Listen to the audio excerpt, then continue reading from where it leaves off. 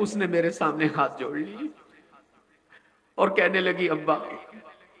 میرا تو کوئی قصور ہی نہیں، میرا تو کوئی جرم ہی نہیں، میں نے تو آج تک تیرا دل نہیں دکھایا، میں نے تو آج تک تیرے نام پر کبھی تہمت نہیں لگوائی، میں نے آج تک تجھ سے کوئی ناجائز فرمائش نہیں کی، ابا کیوں مجھے مارتے ہو، میرا قصور کیا ہے؟ وہ کہنے لگا تیرا قصور یہ ہے کہ تو میں ہے، اور ہم بیٹیوں کو زندہ رہنے کی اجازت نہیں دیتے۔ کہنے لگا اللہ کے محبوب میں طویل سفر پر جا رہا تھا 7-8 سال کے لیے، اور میری گھر والی امید سے تھی، میں نے اپنی اہلیہ سے کہا دیکھو اگر ہمارے گھر میں چھیلے پیدا ہو، اچھا نام رکھنا، اچھی تربیت کرنا، اچھی تعلیم دینا، اس کو بہادر دلیر پہلوان بنانا، اس کو آلات حرب و ضرب سکھانا، لیکن اگر میں پیدا ہو تو مجھے اطلاع دینے کی بھی ضرورت نہیں، پیدا ہوتے ہی زمین میں دفن کر دینا۔ وہ کہنے لگا اللہ کے محبوب میں نے اپنی بیوی کو یہ حکم دیا اور میں سفر پر چلا گیا، 8-8.5 سال کے بعد میری واپسی ہوئی، میں اپنے گھر میں داخل ہوا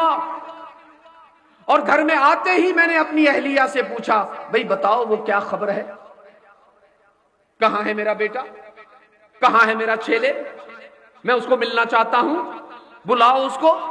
وہ میرا استقبال کرے، میں اس کے ماتھے کو بوسہ دوں، کہاں ہے وہ؟ تو میری اہلیہ نے کہا دیکھیے آپ طویل سفر سے آئے ہیں، تھکے ہوئے ہیں، بھوک لگی ہوگی، پہلے آئیے بیٹھیے کچھ آرام کیجئے، کھانا کھا لیجئے، پھر آپ کو ساری تفصیل بتاتی ہوں۔ رحمت عالم صلی اللہ علیہ وسلم نے پوچھا پھر کیا ہوا؟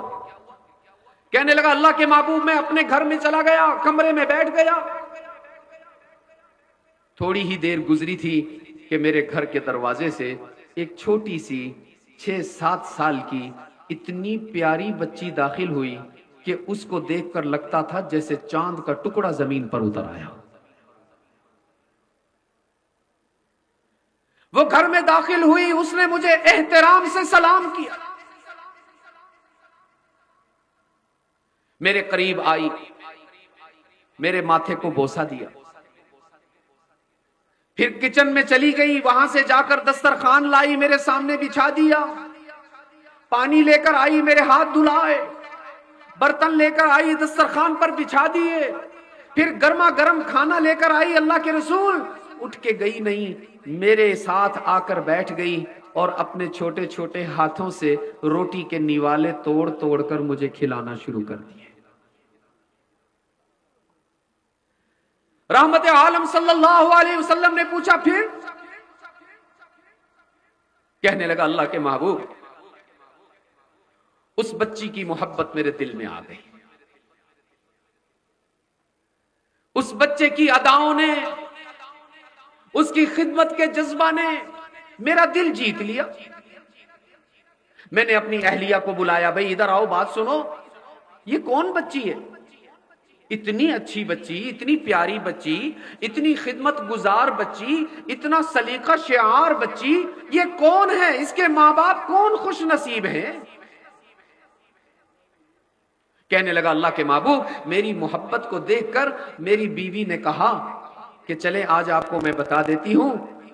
کہ یہ کسی اور کی اولاد نہیں ہے، آپ کی ہی میں ہے۔ آپ نے تو بڑے آرام سے کہہ دیا تھا نا کہ اگر میں پیدا ہو تو مٹی میں دبا دینا، میں تو ماں تھی، میں کیسے اپنی بیٹی کو مٹی میں دفن کر دیتا؟ جب اس کی پیدائش ہوئی تو میں نے پورے علاقے سے چھپا کر اس کو دور ایک علاقے میں اپنی بہن کے گھر بھیج دیا، یہ وہیں پرورش پاتی رہی، وہیں پر زندگی گزارتی رہی۔ اور یاد رکھو میں تمہیں ایک عجیب بات بتاؤں کہ یہ میرا نام اتنا نہیں لیتی تھی جتنا تمہیں یاد کرتی تھی۔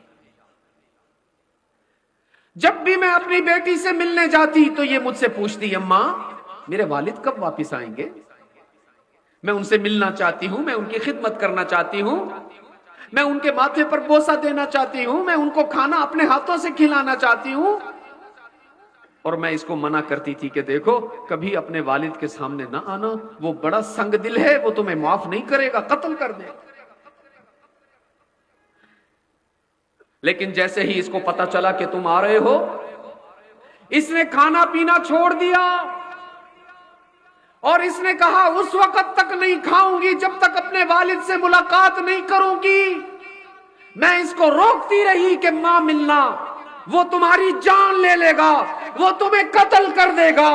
لیکن آفرین ہے اس بچی پر، اس نے تیری محبت میں جان قربان کرنا بھی گوارا کر لیا. اس نے کہا میرا باپ مجھے مارتا ہے تو مار ڈالے، ایک دفعہ اس سے ملاقات ضرور کروں گی. سرکار دو عالم صلی اللہ علیہ وسلم نے فرمایا اچھا پھر؟ کہنے لگا اللہ کے محبوب جیسے ہی میں نے سنا کہ یہ میری بیٹی ہے، میری ساری محبت نفرت میں بدل گئی، میرا سارا پیار غصے میں بدل گیا، میری ساری رحمت شقاوت میں بدل گئی، اور میں نے یہ فیصلہ کر لیا کہ اس کو زندہ نہیں چھوڑوں گا. اللہ کے محبوب میں نے اپنے ارادے کو اپنی بیٹی سے بھی چھپایا، اپنی بیوی سے بھی چھپایا، اور گھر والی سے کہا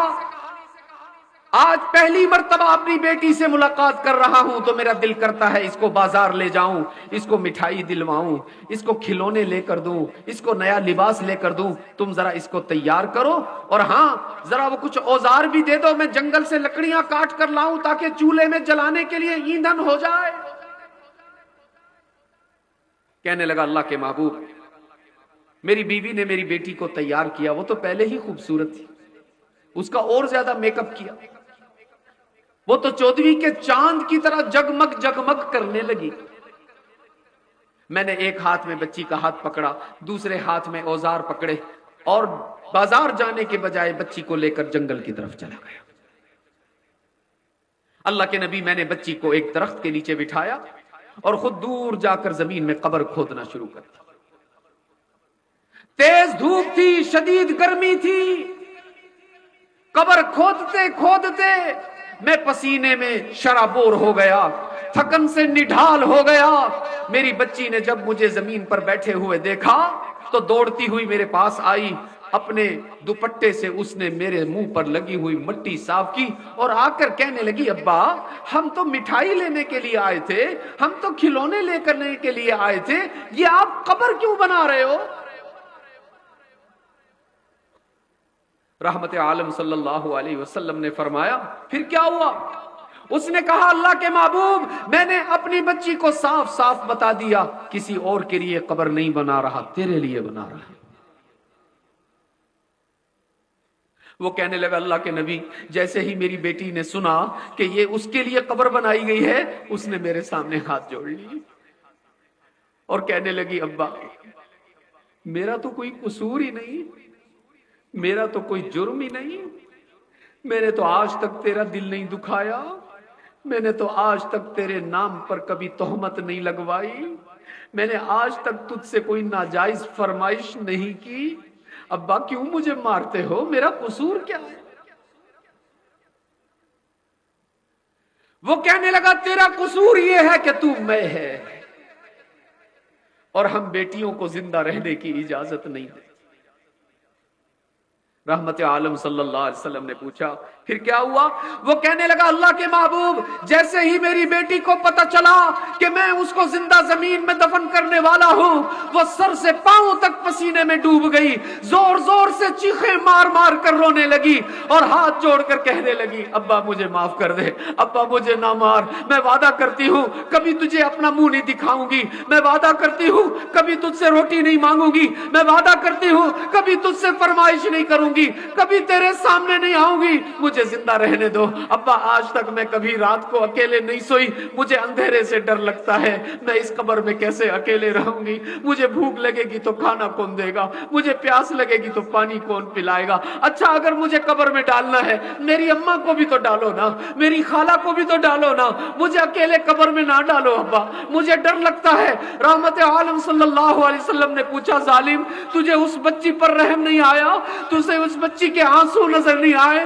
تجھے اس بچی کا رونا سنائی نہیں دیا؟ وہ کہنے لگا اللہ کے نبی پتہ نہیں مجھے کیا ہو گیا تھا، نہ مجھے اپنی بچی کا رونا نظر آیا نہ اس کے آنسو نظر آئے، میں نے اس کو بالوں سے پکڑ کر کھینچا اور کھینچتا ہوا اس کو قبر کے قریب لے کر آیا اور اس کی کمر کے اوپر پاؤں مار کے اس کو قبر میں دھکا دے دیا۔ اللہ کے نبی اس پر مٹی ڈالنا شروع کی، مٹی ڈالتے ڈالتے ڈالتے جب اس کے منہ پر مٹی ڈالنے لگا تو اس نے زور سے آواز دی، ابا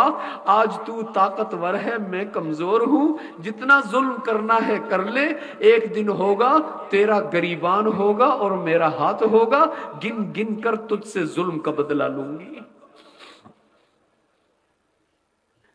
وہ کہنے لگا اللہ کے نبی میں نے اپنی بیٹی کو مار تو دیا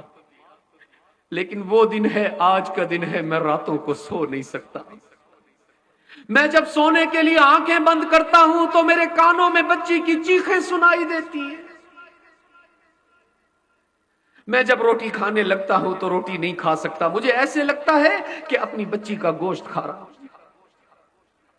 میں پانی نہیں پی سکتا اللہ کے نبی، مجھے ایسے لگتا ہے اپنی بیٹی کا خون پی رہا ہوں، آپ مجھے بتاؤ کیا اللہ میرا یہ گناہ بھی معاف کر دے گا؟ رحمت عالم صلی اللہ علیہ وسلم نے فرمایا کیونکہ میرے رب کا وعدہ ہے ان الاسلام یہدم ما کان قبلہ، تو نے یہ گناہ حالت کفر میں کیا ہے اور میرے رب کا اعلان ہے کہ جو کافر کلمہ پڑھ کر مسلمان ہو جائے اللہ زمانہ کفر کے اس کے گناہوں کو معاف کر دے گا، تو اللہ کی رحمت سے امید ہے اللہ تیرا یہ گناہ معاف کر دے گا، لیکن ایک میری بات مان لے، وہی حق غیب عنی وجہک، آج کے بعد تو مجھے اپنا منہ نہ دکھانا کہ جب بھی تجھے دیکھوں گا مجھے تیری روتی ہوئی بیٹی کی یاد آیا کرے گی۔ اس لیے پٹیا والوں وعدہ کرو مجھ سے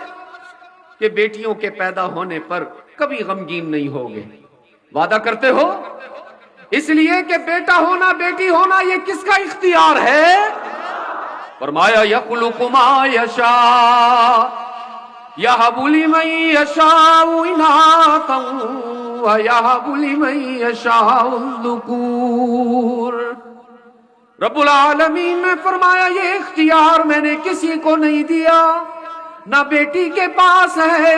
نہ ماں کے پاس ہے، نہ بہو کے پاس ہے، نہ ساس کے پاس ہے، رب العالمین نے فرمایا چھیلا ہو یا میں ہو پیدا فرمانے والا کون ہے؟